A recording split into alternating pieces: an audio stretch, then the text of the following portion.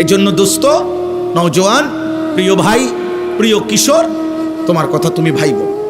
এই পৃথিবী এত ব্যস্ত এখন, একটা যৌক্তিক কথা মনে রাখবা, এই পৃথিবী এখন এত সাংঘাতিক ব্যস্ত, মানুষ উপার্জনের নেশায় এত পাগল, মানুষ দুনিয়া লোভে এত বেশি ব্যস্ত যে কারো হাতে কারো জন্য সময় নাই।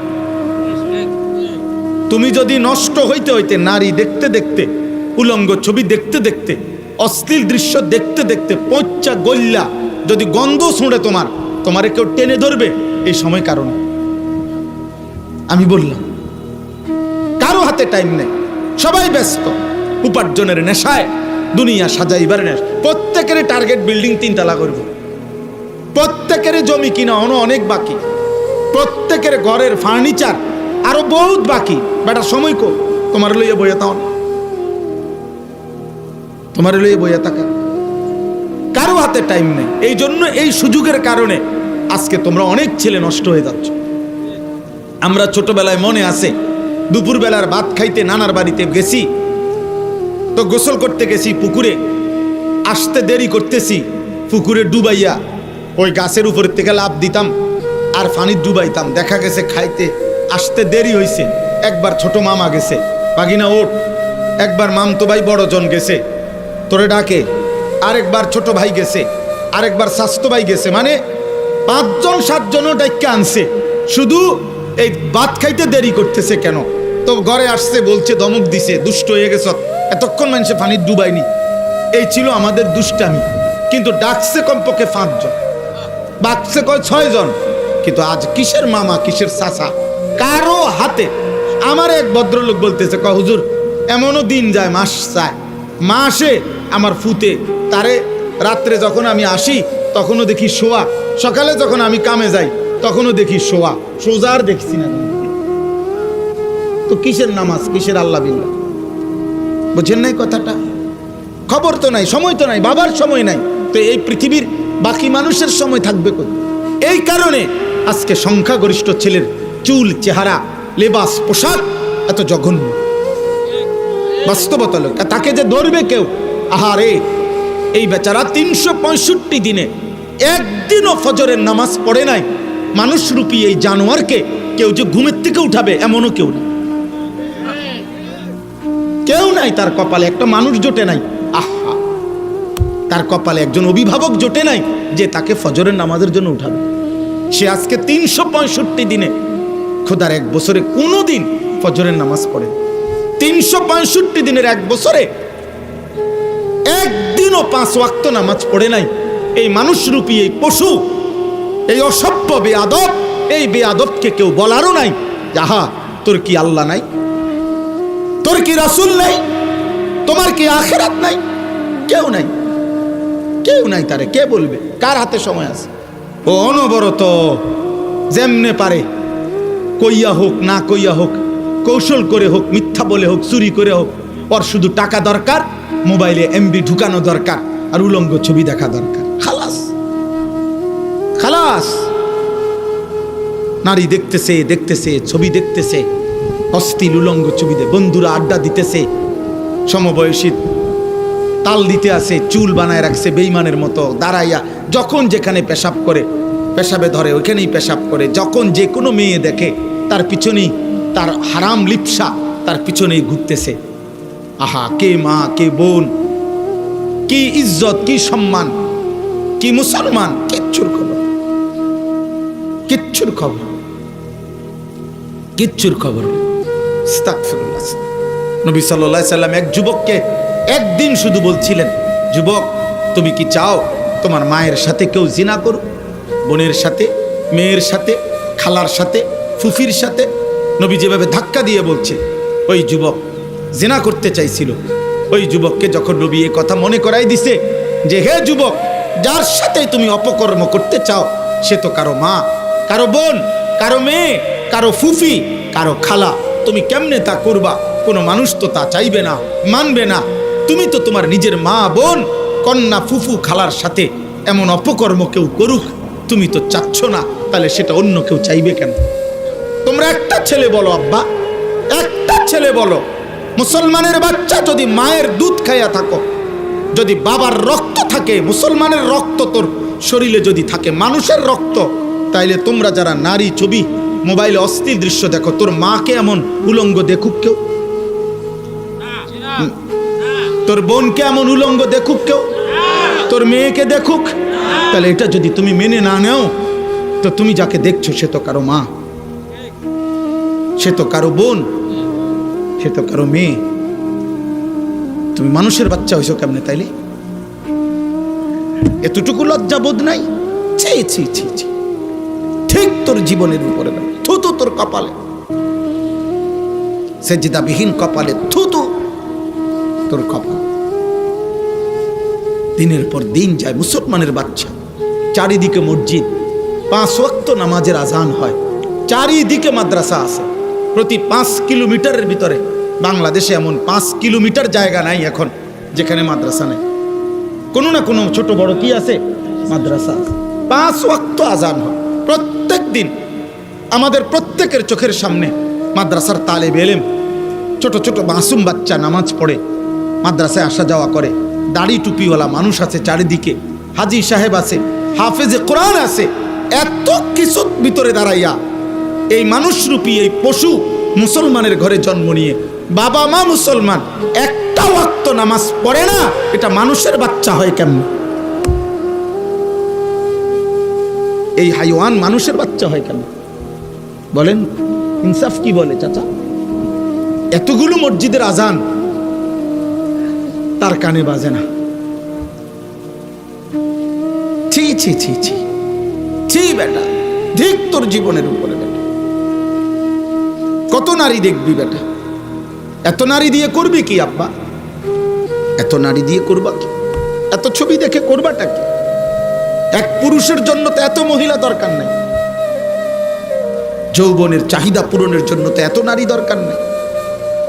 ওই বেহায়া নর্তকী তো তোমার জন্য সাজে নাই, টাকার জন্য সাজছে। মোবাইলের নারী, ফেসবুকের নারী, ইউটিউবের নারী, টেলিভিশনের নারী, অথবা রাস্তার বেহায়া বেপর্দা কন্যা নারী মেয়ে, আল্লাহর কসম ও তো তোমার জন্য সাজে নাই, ও সবার জন্য সাজছে। ওর হিসাব হইল আমি সাজ্জা বাইরিলাম, এবার বুড়া বেড়া দেখুক, জোয়ান বেড়া দেখুক, লম্বা বেড়া দেখুক, বাইকটা দেখুক, শিক্ষণ দেখুক, মোড়া তাজা দেখুক, যার মনে কয় তার দেখুক, আমি হাঁটতে আসি, দেখতে থাকো দুনিয়া। তাহলে সে কি একক তোমার জন্য সাজছিল? তো তুমি বুঝো না, তুমি বুঝো না, সে তো টাকার জন্য সেজেছে। অতএব আখিরাতের ফিকির দরকার, আখিরাতের ফিকির দরকার। আমরা মুসলমান, ভুলে গেলে চলবে না। আমরা ইমানদার, আজ না হোক কাল এই আলো শেষ হবে আমার জীবনে, এই অন্ধকার শেষ হবে, রাত ভোর হবে, দিন অন্ধকার হবে, পৃথিবী থেকেই যাবে, আমি কবরে চলে যাব। দোস্ত, স্বার্থপর এই দুনিয়া একদিন তোমারে আমারে কবরে রাইখা বাকি মানুষগুলো ভাত খাবে, ঘুম যাবে, সূর্য উঠবে, চাঁদও উঠবে, সিএনজিও চলবে, অটো চলবে, রং তামাশার এই পৃথিবী ঠিকই চলবে, শুধু তোমারে আর আমারে কবরে রাইখা আসবে। এটাই সত্য, এটাই বাস্তবতা, এটাই চিরন্তন সত্য। একদিন তোমার কথা কেউ মনে করবে না, বন্ধুদের কারো মনে থাকবে না, কেউ না, কেউ না। আল্লাহ তাআলা কোরআনুল কারীমের মধ্যে বলছেন, আল মালু ওয়াল বানুন জিনাতুল হায়াতিদ দুনিয়া। অর্থ সম্পদ, স্ত্রী সন্তান দুনিয়ার কিছুক্ষণের সৌন্দর্য। ওয়াল বাকিয়াতুস সালিহাত, আর বাকি স্থায়ী থাকবে শুধুমাত্র নেক আমল। এজন্য খাবার যত উত্তমই হোক তার সমাপ্তি বাথরুম, বাথরুম, কিন্তু সেজদা তার সমাপ্তি জান্নাত। এই সুবহানাল্লাহ যে বলছেন এখন, এটা আপনি হিসাব পাবেন জান্নাতে। কিন্তু আমি বাতের থালা, এটা বাথরুম, ভাত কতটি খাইছেন দুনিয়া ভোগ। অথবা আপনি ঘরে যা সাজাইছেন ফার্নিচার, এগুলো 5 বছর 10 বছরের ব্যবধানে শেষ পর্যন্ত ভাঙ্গা চুরা নতুন সব আসবাব আইসা এগুলাকে ফেলে দিই। অতএব চলেন আমরা ফিকির করি আখিরাত। কিসের? ওখানেই আমাদের সমাধান, ওইখানেই আমাদের সমাধান। হাতে আমাদের ভাগ্য না, আল্লাহর হাতে। 12 তারিখ যারা নির্বাচিত হবে তাদের হাতে এই বাংলার জনগণের ভাগ্য না, বাংলার জনগণের ভাগ্য 12 তারিখও আল্লাহর হাতে, 11 তারিখও আল্লাহর হাতে, 13 তারিখও আল্লাহর হাতে। কার হাতে? হ্যাঁ, সুখ আল্লাহর কাছ থেকে, দুঃখ আল্লাহর কাছ থেকে, শান্তি আল্লাহর কাছে, নিরাপত্তা আল্লাহর কাছে, স্বস্তি আল্লাহর কাছে, আল্লাহর কাছে। তিনি ভালো রাখলেই ভালো থাকা, তিনি ভালো না রাখলে ভালো থাকার সুযোগ নেই। ভুল করো না আব্বা, ভুল করো না। আমি অনুরোধ করলাম, অনেক ছেলে তোমরা বুঝতে চাচ্ছ না, কি করছো না করছো তোমরাই জানো না। কেন হাসো, কেন নাচো, কি চুল রাখছো, কি নারী দেখতেছো, কি মজা পাইছো? আরে ভাইয়া, নিজের হিসাব মিলাও, দিবানিশির হিসাব মিলাও। ওই দেখেন, ওই ওরা এখানে দেখেন ফাইজলামি করতেছে, দেখেন এই যে দেখেন, দেখছেন এই যে, না না এই তো জীবন, কোনো অভিভাবক নাই যে। মূল বিষয়টাই এটা, মানে নিয়ম তো অভিভাবক থাকতে হয়, কেউ ধরতে হয় তাকে। মানুষকে সাবধান, মনে রাখবেন, গরু ছাগলের বাচ্চা এমনি এমনি বড় হয়, কারণ তার কোনো তরবিয়ত লাগে না, তার কোনো আখলাক চরিত্রের কিছু নেই। কিন্তু মানুষ এমনি এমনি হয় না, কসম খোদা। মানুষকে কেউ গড়তে হয়, গড়তে হয়, গড়তে হয়। এমনকি কিতাবে আছে যে কোনো বই একেবারে উত্তম কথাওয়ালা, নীতিবাক্যওয়ালা যদি বইও তাকে দিয়ে দেওয়া হয়, এই বই মানুষ গড়তে পারে না, মানুষ মানুষ গড়ে। জীবন্ত মানুষ তাকে ধরতে হয়। আমার একবারের চুল আমার বড় ভাই 3 বারও কাটাইছে, আবার যাও সেলুনে, সমান হইছে না, আবার আইসি, না হইছে না, আবার যাও। পাঞ্জাবি কিনছি এম্বোটারিওয়ালা, বড় ভাই টাইনা ছিঁড়া ফালাই দিছে যে না এটা কাঁদ যেত।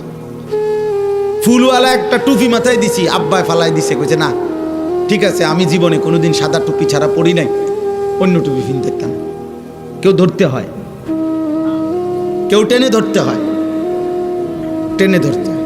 আমার একজন আপনজন ওই ছোট্ট একটা টেলিভিশন কিনে আনছিল আরো আগে, ক্রিকেট বিশ্বকাপ দেখতে।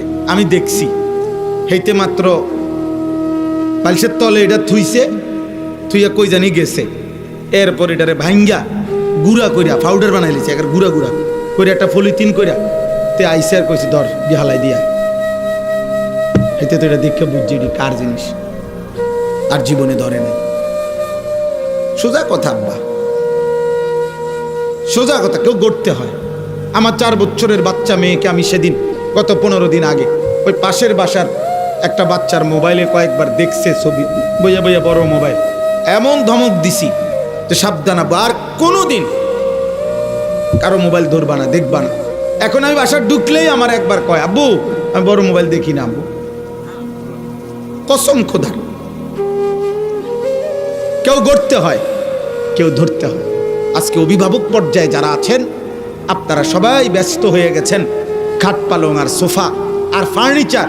ওই মানুষের ডাক্তার না দেখায় এই সোফাটা বানাইছি, দোয়া করবেন। এটা কিতা দোয়া করতে তো বানাইছে না, এটা দোয়া কিতা, এটার মধ্যে কিতা দোয়া, সোফার দোয়া কিতা আবার, 7 ডালাই দিমু দোয়া করে, কিতা দোয়া করতো কিতা আবার, 7 ডালাইয়ের একটা দোয়ার কি, একটা মোটরসাইকেল কিনছি দোয়া করেন, কিতা দোয়া করতো,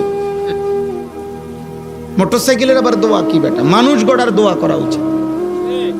আল্লাহ যেন সন্তানকে মানুষ করে, আল্লাহ যেন নাতি নাতিকে মানুষ করে। কথা তো ছিল এই, আল্লাহ কোরআনে শিখাইছেন মুমিনের দোয়া কি। মুমিনের দোয়া, রব্বানা হাবলানা মিন আজওয়াজিনা ওয়া যুররিয়াতিনা কুররাতা আয়ুন। আল্লাহ এমন বিবি দিয়েন, এমন ছেলে মেয়ে দিয়েন যারারে দেখলে, যাদের ঈমান আমলের জিন্দেগি দেখলে চোখটা ঠান্ডা হয়ে যায়। তো স্ত্রী সন্তানের জন্য দোয়া, মুমিনের দোয়া। ইব্রাহিম আলাইহিস সালাম দোয়া করছে, রব্বি জাআলনি মুকিমাস সালাহ ওয়া মিন যুররিয়াতি। আল্লাহ আমি ইব্রাহিমকে পাক্কা নামাজি বানায় দেন, আমার যুররিয়াতি আমার সন্তানাদিদেরকেও আপনি নামাজি বানায় দেন। এ নবীর দোয়া।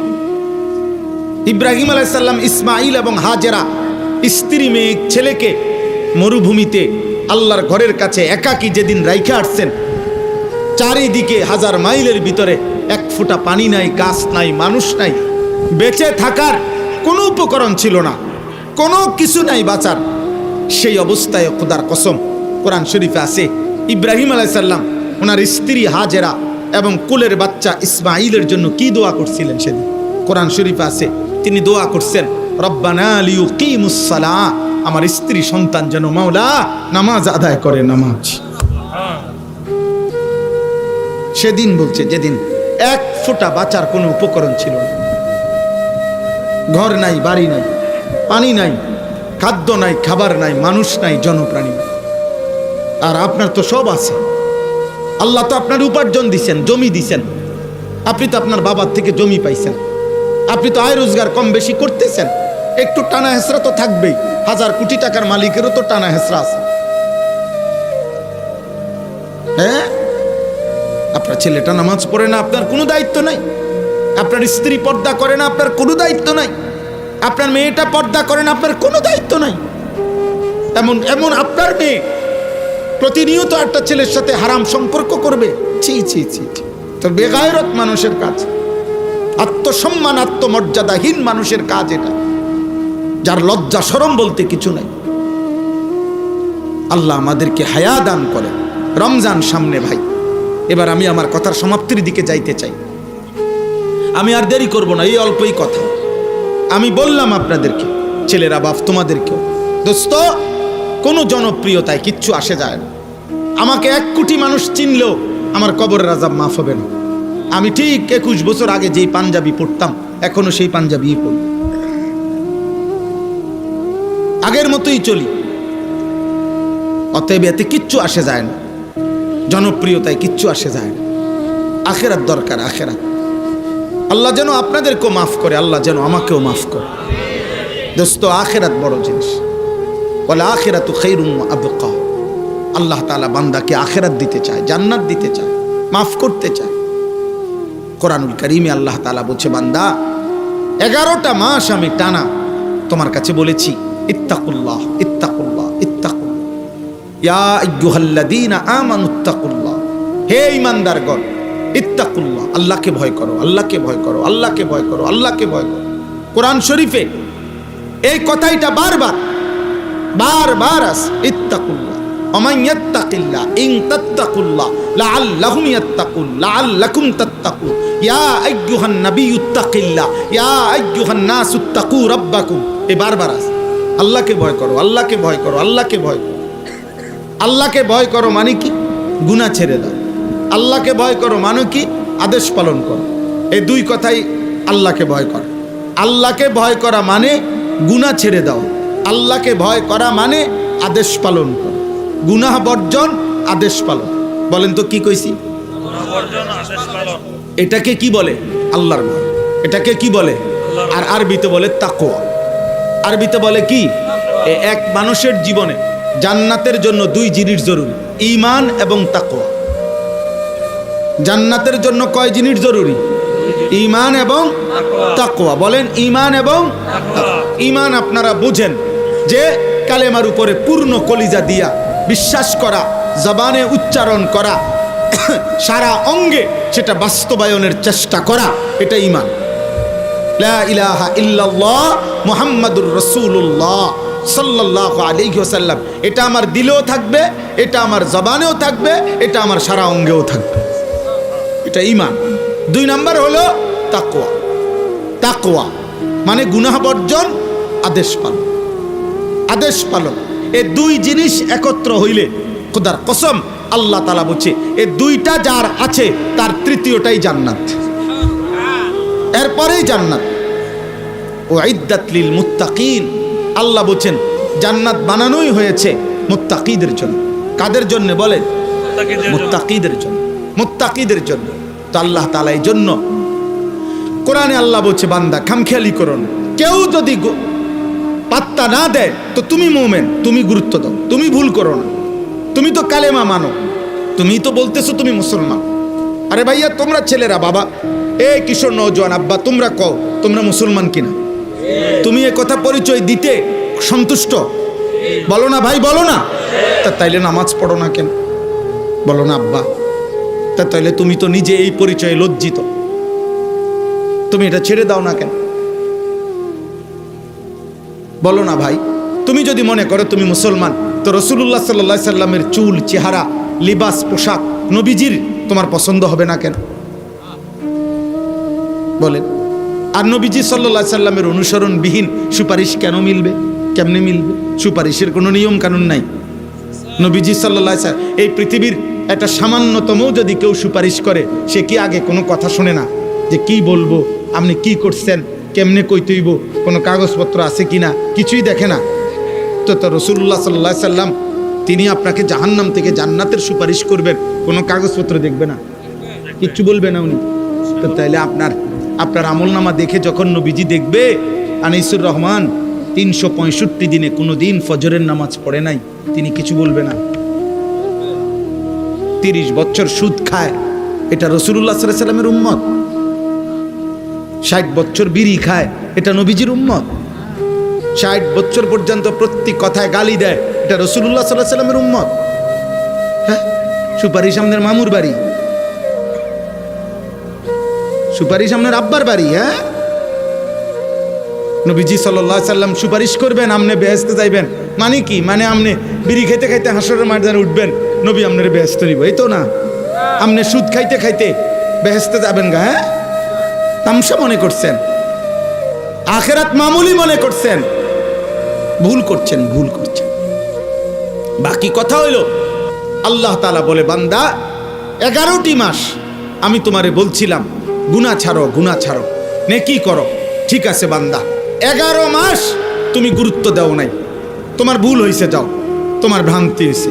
বাকি তুমি যদি মনে করো যে তোমার ভুল হয়েছে, কমতি ঘাটতি বেশি, গুনাহ বেশি, তো ঠিক আছে বান্দা, এক কাজ করো, তুমি একটু ঘুরে দাঁড়াও, আমি আল্লাহ তোমারে যাও সব বাদ দিলাম। 11 মাস বাদ দিয়া আমি আল্লাহ তোমাকে একটা মাস, আইয়ামাম মা'দুদাত, গুনা 1 মাস 30 দিন অথবা 29 দিন, 31 দিন লাগবে না, 32 দিনও লাগবে না, কথাই 30 অথবা 29 দিনের একটা মাস আমি তোমাকে দিলাম, মাহে রমজান। এই একটি মাস রমজান তুমি আল্লাহর ওয়াস্তে আমার কথাটা শুনো বান্দা, তুমি গুনাহটা ছাড়ো, আমার ইবাদত করো। আমি আল্লাহ ওয়াদা দিলাম 30 দিনে গুনাহমুক্ত যদি চেষ্টা করো, আমার ইবাদত পালন করো, 30 দিনেই তোমারে আমি মুত্তাকি বানিয়ে জান্নাতি বানায় দেব। চলো বান্দা, আমি আর কি করতাম? একটা ভাই বলেন, আল্লাহ যদি হাসরের দিন বলে, বান্দা আমি রমজান দিয়েছিলাম তোমারে জান্নাত দেওয়ার জন্য, আমি শবে কদর দিয়েছিলাম তোমারে জান্নাত দেওয়ার জন্য, আমি শবে বরাত দিয়েছিলাম তোমারে জান্নাত দেওয়ার জন্য, আমি জুমার রাত দিয়েছিলাম তোমারে জান্নাত দেওয়ার জন্য, আমি জিলহজ মাসের 9 রাত দিয়েছিলাম তোমারে জান্নাত দেওয়ার জন্য, আমি আরাফার ময়দান দিয়েছিলাম তোমারে জান্নাত দেওয়ার জন্য, আমি আল্লাহ কতভাবে চেষ্টা করছি বান্দা তোমারে যেন জান্নাত দিতে চাই, তোমারে যেন জান্নাত দিতে চাই। আমার নবীর কত চোখের পানি ফেলাইলাম। 23 বছর আমি আল্লাহ কোরআন নাজিল করে বললাম, এত আউলিয়া, এত পীর, এত বুজুর্গ, এত আলেম, এত ইমাম দিয়া তোমার কাছে বলাইলাম, আমি আর কি করতাম বান্দা তোমারে জান্নাতের জন্য? তুমি কত বড় পাষাণ, তুমি কামডা করলা কি? তুমি কামডা করলা কি? এজন্য দোস্ত মনে রাখবেন, এই প্রশ্নের মুখোমুখি হইতে হবে। কোরআনুল কারীমের মধ্যে আছে, আল্লাহ বলছে, ফাবিআইয়ি হাদিসিন বা'দাহু ইউমিনুন। আল্লাহ বলছে, বান্দা 30 পারা কোরআন নাজিল করার পর, এতভাবে বলার পর, আমার নবীর তায়েফের রক্ত, চোখের পানি, পেটে পাথর বাঁধা কষ্ট, উহুদের দান শহীদ করা খুন, সবকিছু দিয়ে বলার পর আমি আল্লাহ আর কি বললে তুমি ঈমান আনতা, আমি আল্লাহর কথা মেনে নিতা? তুমি কহ। এই জন্য বললাম, আসমানের নিচে জমিনের উপরে দোস্ত, আল্লাহর নাফরমানকে মানুষ বলে না, জানোয়ার বলা হয়। এজন্য কোরআন বারবার বলছে, নাফরমান মূলত কাল আনআম, পাপী, নাফরমান, বেঈমান, মুশরিক, কবিরা গুনাহ, প্রতিনিয়ত যারা গুনার প্রতিযোগিতা করে, প্রতিদিন চুরি করে, প্রতিদিন ওজনে কম দেয়, প্রতিদিন মিথ্যা বলে, প্রতিদিন সুদ খায়, নিয়মিত বিড়ি সিগারেট খায়, কথায় কথায় গালি দেয়, প্রতিদিন রঙিন টেলিভিশন দেখে, সারা রাত উলঙ্গ ছবি দেখে, জিনা ব্যভিচারের দৃশ্য দেখে। আরে ছেলে, কোনো পরিবর্তন নাই, কোনো মানসিকতায় নাই। আরে মাসুস তো মাঝে মাঝে হোঁচট খায়, আবার লম্বা সময় চলতে পারে, এরপরে মাঝে মধ্যে হোঁচট খায়, মাঝে মধ্যে গুনাহ তো হইতে পারে, মাঝে মাঝে তো ছুটে যাইতে পারে, তো আবার ভুল হলে আবার তওবা করবে, আবার ঘুরে দাঁড়াবে। এতটুকু তো কমপক্ষে হওয়ার কথা ছিল না? মিথ্যা বলছে তো বলছে, চুরি করে তো করে, সুদ খায় তো খায়, কিস্তি নেয় তো নেই, প্রতিদিন একরকম, প্রতিদিন একই রকম, প্রতিদিন মিথ্যা, প্রতিদিন নাফরমানি। আল্লাহ তাআলা বলে, বান্দা এমন নাফরমান আমি একদিন জাহান্নামে ধাক্কা দিয়ে ফেলে দেব। অতএব আমার কথা শেষ। এই মাহে রমজানকে সামনে রেখে আমি প্রত্যেকটা কিশোর যুবক, বাবা, ভাই, মা, বোন, আমি, আপনি, জওয়ান, বুড়া, পর্দার আড়ালের বোন, সকলকে অনুরোধ করছি, দয়া করে দোস্ত আমার এমন হায়াত নষ্ট করেন না। প্রিয় ভাই, নষ্ট হইও না, আব্বা নষ্ট হইও না, কেউ মনে রাখবে না রে বাপ। আবারও বলছি, এমন সুন্দর জীবন নষ্ট করো না, দয়া করে নষ্ট করো না, এমন হায়াত নষ্ট। রমজানকে সামনে রেখে প্রস্তুতি নেন।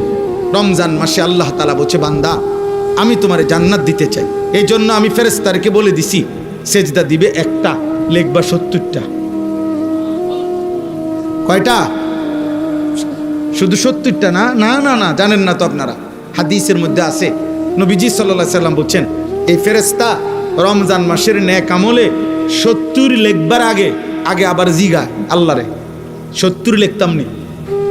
আল্লাহ তাআলা বান্দার দিকে আবার তাকায়, বান্দার ইখলাস, তাকওয়া, বান্দার আমল যতটা সুন্দর হয়, তা আল্লাহ তাআলা বলে, না 700 লেখো, 7000 লেখো, 70,000 লেখো, 7 লক্ষ লেখো, 70 লক্ষ লেখো, 7 কোটি লেখো, 70 কোটি লেখো, 70,000 কোটি লেখো। খোদার কসম, কারো কারো বেলায় মহান আল্লাহ বলে, ফেরেশতা আমার বান্দার এই সেজদার বিনিময় তুমি লেখো না, আমি লিখবো, আমি লিখবো। এর নাম রমজান। এর নাম কি? রমজান। এক এক সেকেন্ড হীরা মণি মুক্তার দামে দাম, এক এক সেকেন্ড হাজার, 10টা দুনিয়া না, 100টা দুনিয়ার চাইতে বেশি দাম। এমন রমজান প্রত্যাখ্যান করো না, এমন রমজান নষ্ট করে দিও না। শুধু উপাস থাকা না, গুনাহমুক্ত থাকা, গুনাহমুক্ত থাকা। আল্লাহ বলছে, তোমার বিবেকের জন্য আমি দেখাইছি বান্দা, ভাত খাওয়ার অনুমতি ছিল, পানি পান করা হালাল, হালাল স্ত্রীর সাথে মিলিত হওয়া হালাল, আমি এই হালাল জিনিস বন্ধ করে দিছি, তাহলে হারাম কেমনে করব? যেখানে হালাল খাওয়ার নিষেধ, সেখানে মিথ্যা কেমনে বলা যাবে? সেখানে ওজনে কেমনে কম দেয়? সেখানে নারী কেমনে দেখে? সেখানে নাটক সিনেমা কেমনে দেখে? বলে আল্লাহ আমাদেরকে বুঝ দান করেন, আল্লাহ তাআলা আমাদের সবাইকে কবুল করেন। আমরা চেষ্টা করব তো ইনশাআল্লাহ। প্রিয় ভাই, আখিরাতের কথা মনে করবা তো ইনশাআল্লাহ। আবারও বলছি, 12 তারিখ ইসরাফিল ফু দিবেন। 12 তারিখ কে ফু দিবে না? না, 12 তারিখ পৃথিবীর শেষ নির্বাচন না, বাংলাদেশের শেষ নির্বাচন 12 তারিখ। হ্যাঁ, না লিখছে 12 তারিখ দেখা যাবে শেষ হাসিটা কে হাসে, কারণ 13 তারিখ হাসি বন্ধ। হ্যাঁ, 12 তারিখের পরে দেখবেন আপনাদের প্রত্যেকের ঘরে ঘরে একটা একটা হেলিকপ্টার দিয়ে যাবে চাই। হ্যাঁ, যেই উন্নয়ন হইবে দেখবেন। আসলে না, যেই আসুক আসুক, কিন্তু মূলত আমাদের সুখ, শান্তি, সমৃদ্ধি, আমাদের শান্তি, স্বস্তি, নিরাপত্তা, আমাদের বেঁচে থাকার অধিকার সব ফয়সালা কার হাতে? আল্লাহর দিকে না ফিরলে, মালিকের গোলামি না করলে আমাদের জীবন সুন্দর হবে না রে আব্বা। এই টানা হেসরা, এই দুঃখ কষ্টই চলতে থাকে। আল্লাহ আমাদেরকে আল্লাহমুখী হওয়ার, আখিরাতমুখী হওয়ার তৌফিক দান করেন। আল্লাহর কথা মনোযোগ দিয়ে শুনলে ভালো, ধীরে ধীরে আন্তরিকতা দেখলে আল্লাহ পরিবর্তন করে, আল্লাহর দয়া হয়। ওয়াহদি ইলাইহি মান ইউনিব, যে আল্লাহর দিকে ঝুঁকে, আল্লাহ নিজে বলছেন আমি তাকে হেদায়েত দিয়ে থাকি। উল্টানো কলসি, রাসূলুল্লাহ সাল্লাল্লাহু আলাইহি সাল্লাম বলছেন, যে কলস উল্টানো, মানে যেই দিল উল্টানো, উল্টানো কলসির উপরে যদি 1 সাগর পানিও ঢালে, তারপরও সেই কলস কোনোদিনও পুড়বে না। ওই গ্লাস, ওই জগ, মগ পুড়বে না, কারণ এটা তো উল্টাইয়া রাখছে, উল্টাইয়া রাখছে। অতএব যেই দিল গাফেল, সে আরেক দিকে মনোযোগী, আল্লাহর কথার প্রতি তার কোনো আন্তরিকতাই নেই। আরে মাতির শেষে কত হুজুর কত কথা কয়। হ্যাঁ, বাদ দে বেটা, এত কথা শূন্য কুলে দেখতাম। এই যে খামখেয়ালি, আরে হুজুররাই তো দেশটার মধ্যে ফ্যাঁস লাগাই রাখছে বেটা। এই যে একটা বললো আর কি, চা দোকানে বসে বিড়ি খাইতেছে আর একটা কথা কইয়ে দিল আর কি, আরে কত হুজুর কত জাতের কথা কয়, কটা খুনমু, মানে একটা মস্কারি করলো আর কি, ফাজলামি করলো আর কি। মনে করতেছে উনি খুব বুদ্ধিমান, খুব চালাক, উনি, আপনি খুব বিবেক বিচক্ষণ মানুষ। হ্যাঁ, এই যে গাফেল মানুষ, খামখেয়ালি, সব কিছুকেই তুচ্ছতাচ্ছিল্য করে, কোনো কিছুকেই পাত্তা দেয় না, গুরুত্ব দেয় না, এই মানুষগুলো কোনোদিনও আলোর পথ পায় না। এ ভাত মাছ খায়, দুনিয়া ভোগ করে, পেশাব পায়খানা করে, লজ্জাস্থানের চাহিদা পূরণ করে, বাচ্চা কাচ্চা হইছে, আর কি ঘুম যায়। দিন শেষে, রাত শেষে হিসাব হইল খাইয়া পইরা কেমন আছে। মানুষের কাছেও বলে আল্লাহ ভালো রাখছে, এ খাইয়া দাইয়া ভালো রাখছে। আর যদি খাইয়া দাইয়া একটু কষ্টে থাকে তো আল্লাহ কষ্টে রাখছে। দোয়া করেন, জিফুত লইয়া একটু ঝামেলাত আছে। কি ঝামেলা? ইনকাম কম, পয়সা কম আর কি। দোয়া করেন, হুজুর ছেলেটা বিদেশে একটু ঝামেলা আছে। কি ঝামেলা? এই বিশার মধ্যে একটু ঝামেলা, আকামা লাগে নাই, আজ 3 বছর হয়ে গেছে। এইগুলা কয়। আহা, সন্তানের আখেরাত কি, নিজের আখেরাত কি, বিবি বাচ্চা পরিবারের আখেরাত কোথায়, ওগুলা নিয়ে এত টেনশন নেই। উনি খাইয়া পড়ে ভালো আছে। খাইয়া পড়ে ভালো থাকা এটা মুসলমানের পরিচয় না। খাইয়া পড়া জানোয়ারও ভালো আছে। খাইয়া পইরা কাফের মুশরিক বেঈমান আমাদের চাইতে আরামে আছে। পৃথিবী আমাদের চাইতে বেশি ভোগ করছে এবং করতেই থাকবে।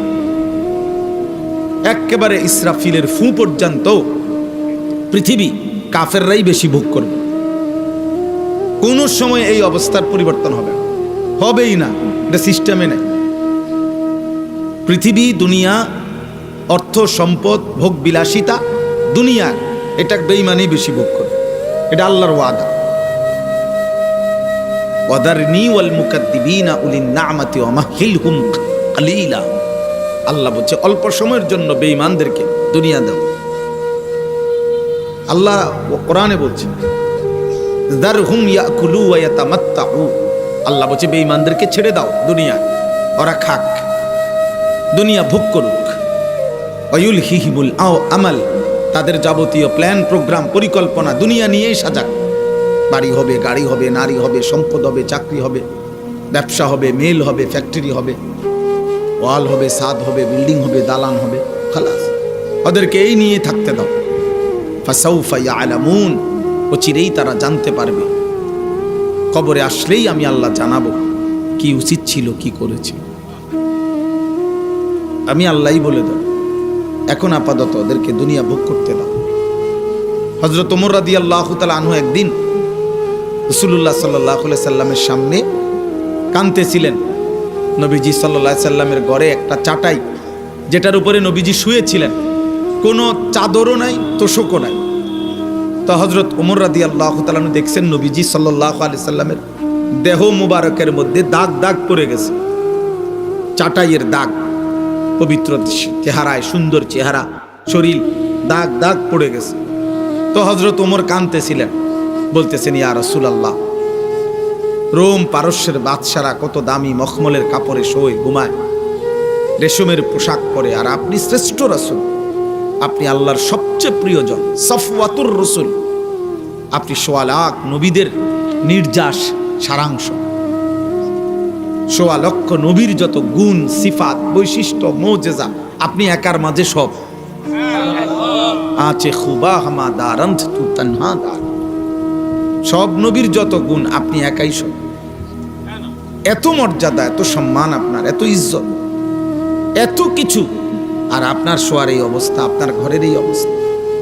আপনি কখনো 3 দিন ক্ষুধার্ত, কখনো 5 দিন ক্ষুধার্ত, আপনি কখনো পেটে পাথর বাঁধেন, আপনি কখনো 3 দিন ক্ষুধার্ত থেকে খেজুর আর পানি পান করেন। এই কি হালাত! আর ওরা দুনিয়া কি পরিমাণ ভোগ করছে।